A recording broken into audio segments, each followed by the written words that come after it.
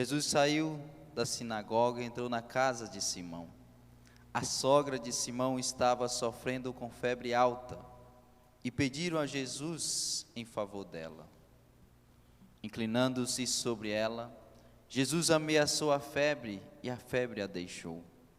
Imediatamente ela se levantou e começou a servi-los. Ao pôr do sol, todos os que tinham doentes atingidos por diversos males, os levaram a Jesus. Jesus colocava as mãos em cada um deles e os curava. De muitas pessoas também saíam demônios, gritando: Tu és o Filho de Deus. Jesus os ameaçava e não os deixava falar, porque sabiam que era o Messias. Ao raiar do dia, Jesus saiu e foi para um lugar deserto. As multidões o procuravam e, indo até ele, tentavam impedi-lo que o deixasse. Mas Jesus disse: Eu devo anunciar a boa nova do reino de Deus também a outras cidades, porque para isso é que eu fui enviado. E pregava nas sinagogas da Judeia. Palavra da salvação.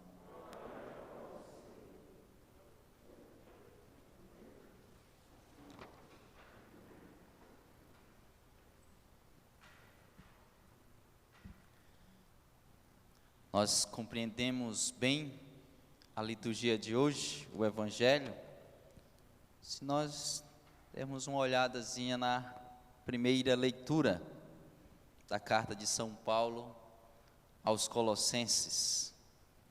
Toda essa narrativa que assim ele descreve para nós. Vou até ler uma parte aqui para você entender bem. Paulo, apóstolo de Jesus Cristo, por vontade de Deus, e ao irmão Timóteo, aos santos e fiéis irmãos em Cristo, que estão em Colossas, graça e paz da parte de Deus nosso Pai. Damos graças a Deus, Pai de nosso Senhor Jesus Cristo, sempre rezando por vós, pois ouvimos acerca da vossa fé em Cristo Jesus, e do amor que mostrais para com todos os santos, animados pela esperança na posse do céu. Que é um primeiro detalhe que faço questão de recordar para você. Animados pela esperança na posse do céu. A alegria de Paulo ao escrever a esta comunidade era exatamente que eles permaneciam animados por esse motivo.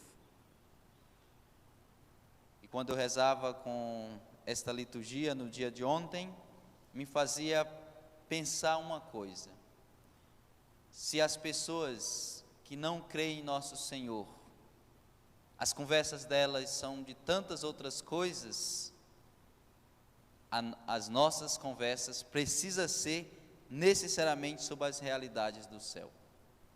Quando alguém sentar perto de um consagrado, perto de alguém que participa da missa todos os dias, alguém que ama nosso Senhor Jesus Cristo, alguém que entendeu que precisa viver por Ele e para Ele, é preciso ouvir coisas relacionadas ao céu.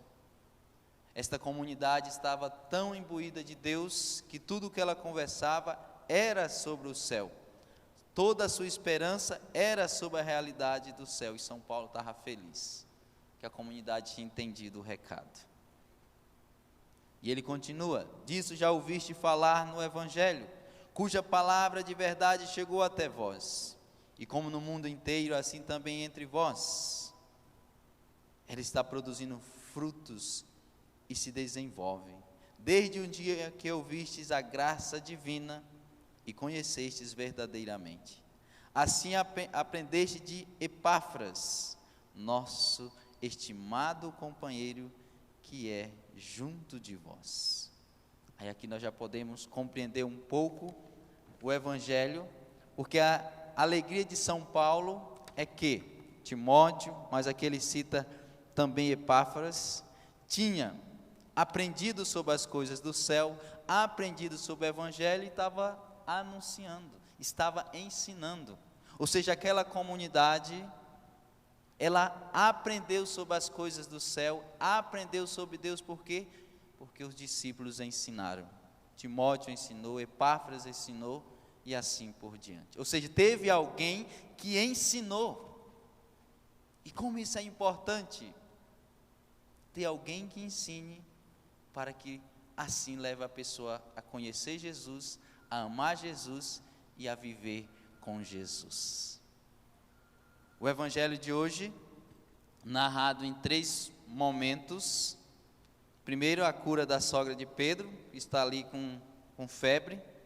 Se no dia de hoje era suspeita de Covid, Jesus teria que ficar distante, mas não era o caso no momento.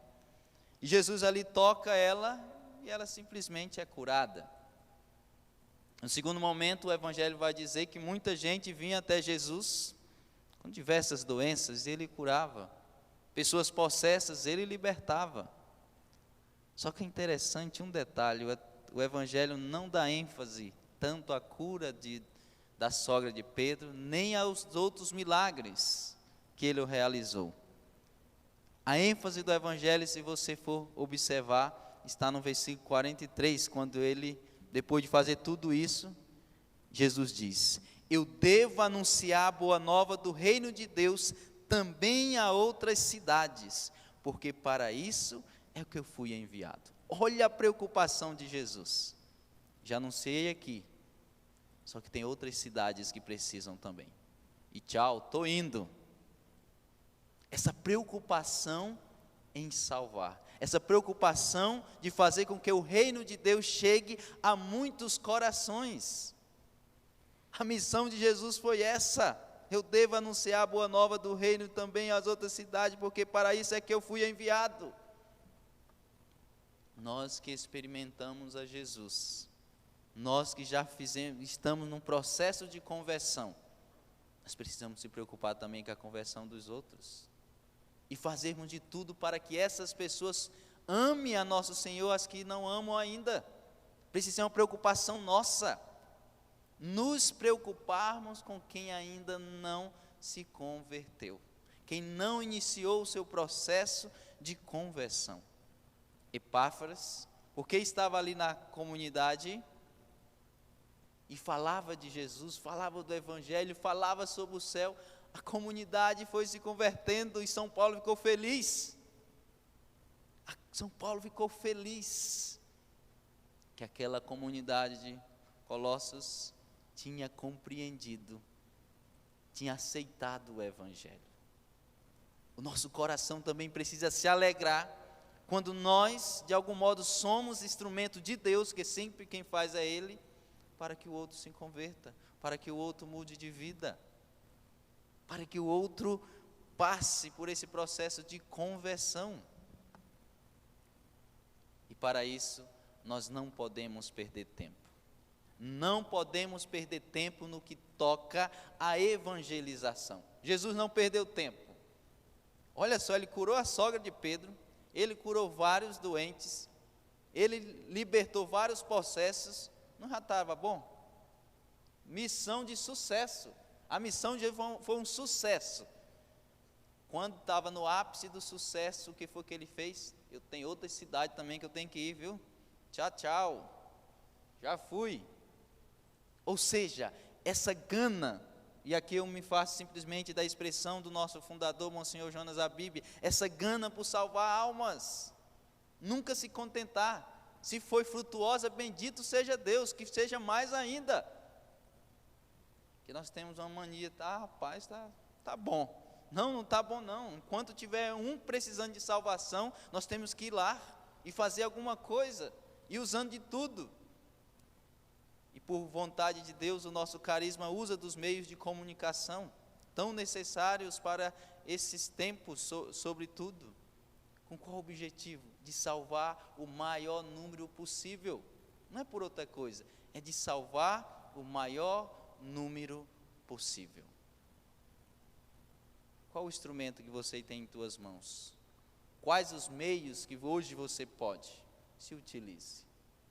Se utilize. Porque tem muita gente que precisa ser salva, e talvez o será com a palavra sua, com o seu testemunho. É preciso experimentar Jesus e essa experiência nos motivar a levar para outras pessoas. Olha a sogra de Pedro, após ser curada, ela não foi fazer os seus afazeres, ela se colocou à disposição. É curados para curar, libertos para libertar. É assim que tem que ser.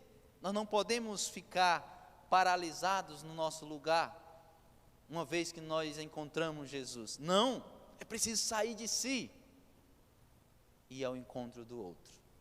Enquanto tiver uma pessoa precisando ser salva, há uma obrigação nossa, de como bons cristãos, de ir lá onde essa pessoa está.